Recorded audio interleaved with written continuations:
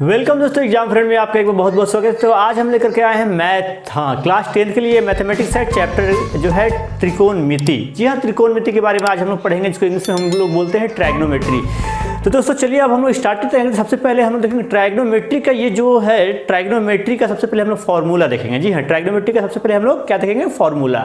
और उस फॉर्मूला का पहले हम लोग समझेंगे और बिल्कुल एक बहुत ही ट्रिक से, मतलब एक फार्मूला से हम लोग सारे फार्मूला को याद कर लेंगे। यानी कि जब ट्रिकली फार्मूला को हम लोग समझेंगे और उसे याद भी कर लेंगे, यानी कि तुरंत। यानी कि हमें बहुत लगता है कि भाई ट्राइग्नोमेट्री बहुत ही ज़्यादा भारी है, बहुत ही ज़्यादा कठिन है, लेकिन ये कोई कठिन नहीं, बहुत ही आसान है। अब हम लोग इस चैप्टर को स्टार्ट करते हैं। चलिए हम लोग देखते हैं ट्राइग्नोमेट्री का फार्मूला। दोस्तों अगर आपने हमारा चैनल अभी तक सब्सक्राइब नहीं किया है तो आप हमारे चैनल को सब्सक्राइब कर लें। चलिए अब हम लोग चलते हैं। जी हाँ, ट्राइग्नोमेट्री। जी हाँ, यहाँ पर देखिए त्रिकोणमिति। जी हाँ, यहाँ पर 3 वर्ड है ना। यहाँ पर 3 वर्ड है। पहला जो है त्रि का अर्थ होता है 3, ठीक है। और कोण तो भाई कोण है ही, यानी कि एंगल। और अगला जो है हमारा मिति का अर्थ होता है माप, यानी कि मेजरमेंट, ठीक है। तो 3 कोणों की माप यहां पर हम लोग पढ़ने वाले हैं। त्रिकोणमिति में 3 कोणों की माप यानी है। अब त्रिभुज में है ना 6 भाग या 6 अंग होते हैं, ठीक है, जिसको हम लोग त्रिकोणमिति की निष्पत्तियां या ट्राइग्नोमेट्रिकल रेशियो कहते हैं।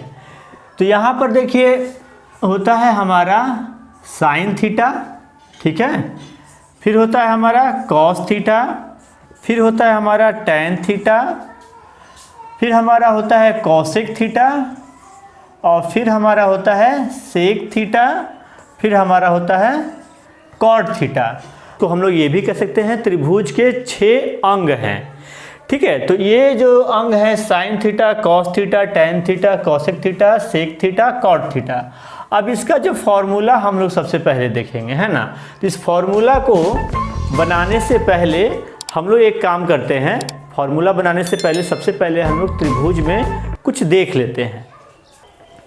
देखिए हमें पहले एक राइट एंगल ट्रायंगल बनाना होगा, यानी कि राइट एंगल ट्रायंगल यानी कि समकोण त्रिभुज हमें यहाँ पर बनाना होगा। तो यहाँ पर हम इसमें कोई भी नाम दे देते हैं। चलिए ए हुआ, ये पॉइंट बी, ये सी, ये जो एंगल बी है हमारा वो हो गया 90 डिग्री का। अभी जब 90 डिग्री का हुआ तो अब हम लोग देखिए इसका भुजा का, यहाँ पर देखिए ये 3 साइड है, यानी कि भुजा है। एक हमारा ए बी है, एक हमारा बी सी है, और तीसरा हमारा ए सी है। तो यहाँ ए बी बी सी ए सी है ना। ए बी बी सी ए सी 3 त्रिभुज में 3 भुजा है, 3 कोण है, ठीक है। तो अब यहाँ हम लोग देखेंगे इसका नाम, है ना, भुजाओं का नाम देखने वाले हम लोग। तो यहाँ पर इस भुजा में क्या होता है, एक होता है लंब, जिसको हम लोग प्रीपेंडिकुलर कहते हैं। दूसरा होता है आधार, जिसको हम लोग बेस कहते हैं। और तीसरा होता है कर्ण, जिसको हम लोग हाइपोटेनस के नाम से जानते हैं। तो देखिए समकोण त्रिभुज में, है ना, समकोण त्रिभुज में जो तिरछा जो भुजा होता है ना, वो हमेशा कर्ण कहलाता है। यानी कि ये तिरछा भुजा है तो ये तो कर्ण हो गया, ठीक है। अब ये 2 जो है भुजा सीधा सीधा है, ए बी और बी सी। तो ऐसे हम लोग सिंपल सी भाषा में कहते हैं जो भुजा खड़ा है वर्टिकल है वो लंब हुआ, और जो हॉरिजॉन्टल है वो आधार हो गया। तो ये आपका आधार, ये लंब। लेकिन यहाँ एक चीज समझने वाली बात है कि जो भी एंगल हम लोग मानेंगे, जो भी कोण मानेंगे, अगर ये हम लोग एंगल मानते हैं, है ना, ए को अगर हम लोग कोण मानते हैं, ए के हिसाब से अगर ए कोण लेकर के चलते हैं, तो इसके सम्मुख की भुजा, है ना, सम्मुख की भुजा, यानी कि हम लिख सकते हैं एंगल थीटा का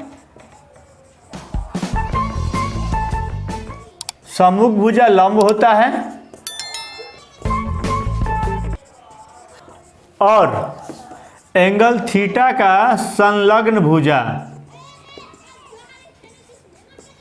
क्या होता है, आधार।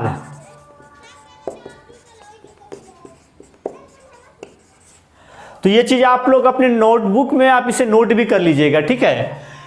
थीटा का सम्मुख भुजा लंब होता है और थीटा का संलग्न भुजा आधार होता है और तिरछा भुजा, है ना,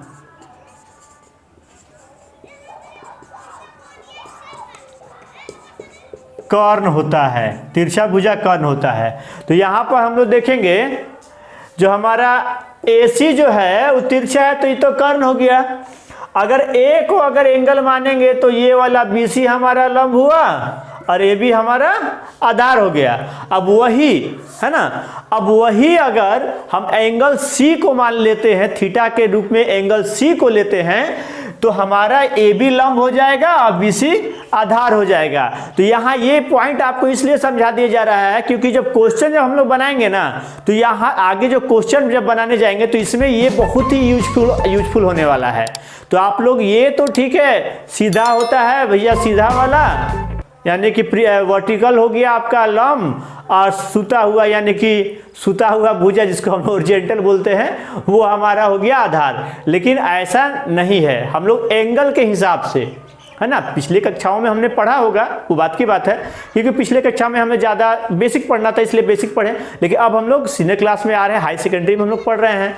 तो एंगल के सम्मुख भुजा, थीटा के सामने की भुजा लंब हुआ यानी कि प्रीपेंडिकुलर, और थीटा के सटा हुआ भुजा जो संलग्न भुजा वो क्या हो गया आपका आधार हो गया। Very good. और तिरछा भुजा तो एक ना तिरछा भुजा रहेगा, AC कर्ण हो गया।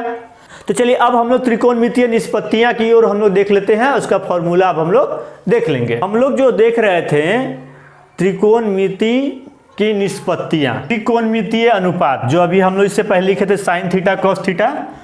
तो देखिए sine theta cos theta tan theta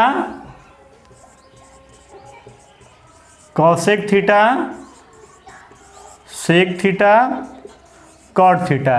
और यहाँ पर हम लोग क्या करते हैं ना, एक एंगल नीचे यहाँ हम लोग बना लेते हैं, ठीक है।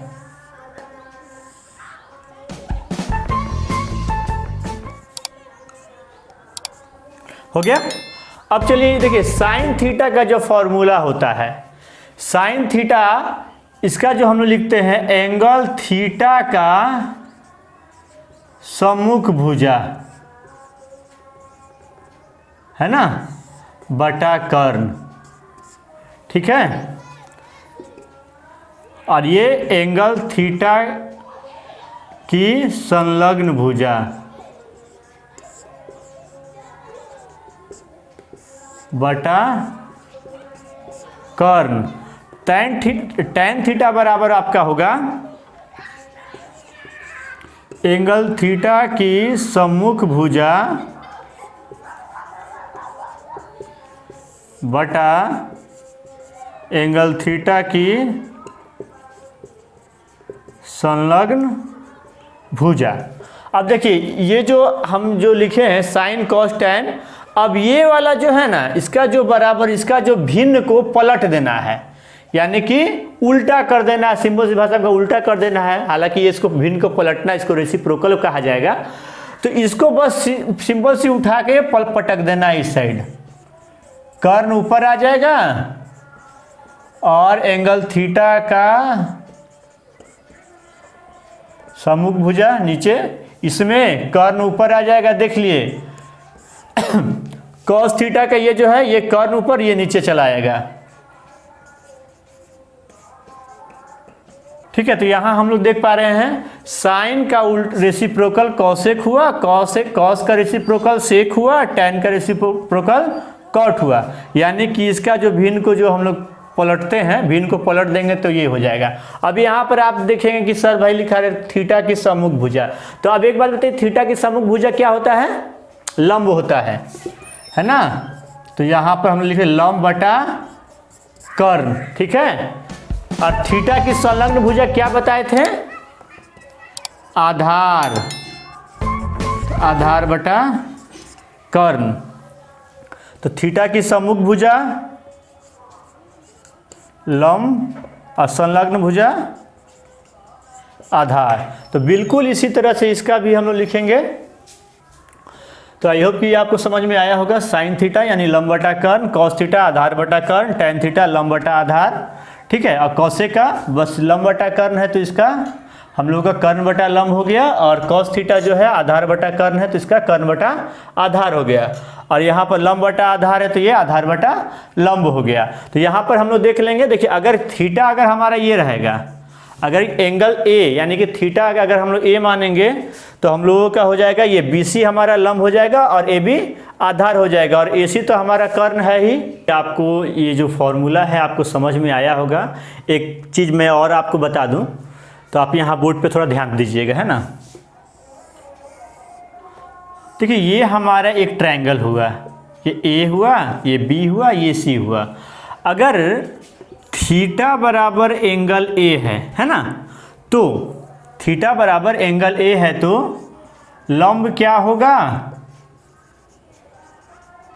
आधार क्या होगा और कर्ण क्या होगा, ठीक है। इसको यहाँ लिखते हैं, थीटा बराबर एंगल A। अगर थीटा बराबर एंगल C मानेंगे तो लंब क्या होगा, आधार क्या होगा और कर्ण क्या होगा, ठीक है। तो देखिए थीटा को अगर A माने हैं ये, है ना, तो अभी हम लोग पहले क्या पढ़े थे, A के सामने वाला भुजा, ये सामने में है, देखिए ये है ना, A के सामने कौन भुजा है, BC, तो ये BC हमारा लंब हो गया, और A के सटा हुआ भुजा AB हुआ, और तिरछा भुजा क्या है भाई, AC, तो ये AC हो गया, ठीक है। अगर थीटा को हम लोग एंगल C ले रहे हैं, कोण C ले रहे हैं, तो C अगर ये ले लिए तो इसके हिसाब से लंब कौन हो रहा है, इसके हिसाब से लंब ये हो रहा है AB, है ना, और संलग्न भुजा सटा हुआ भुजा BC, और कर्ण तो भाई वही होगा। यानी कि अगर थीटा चेंज होता है ना, यानी कि जाहिर सी बात है एक समकोण है तो दो गो तो आपका समकोण से कम वाला होगा। तो थीटा जो है, थीटा किसी को भी लेंगे तो अगर थीटा चेंज करेंगे तो लंब और आधार चेंज हो जाएगा। यहाँ पर आप देख सकते हैं ये एंगल A के हिसाब से लंब BC है, आधार AB है, लेकिन एंगल C के हिसाब से लंब AB है, आधार BC है, यानी कि ये पलट गया। तो आई होप कि ये वीडियो आपको समझ में आया होगा, फॉर्मूला आपने समझा होगा। इसको आप प्रैक्टिस कीजिए अपने घर पे, और हमारे चैनल को सब्सक्राइब कर लीजिए और एक लाइक बटन दबा दीजिए और अपने दोस्तों के साथ शेयर कर दीजिए। अगला वीडियो जो है हम लेकर के आएंगे भारतीय भवन का जो त्रिकोणमिति का जो चैप्टर है उसका हम लोग 1A से हम लोग स्टार्ट करेंगे। तो दोस्तों फिर मिलते हैं अगले वीडियो में। जय हिंद।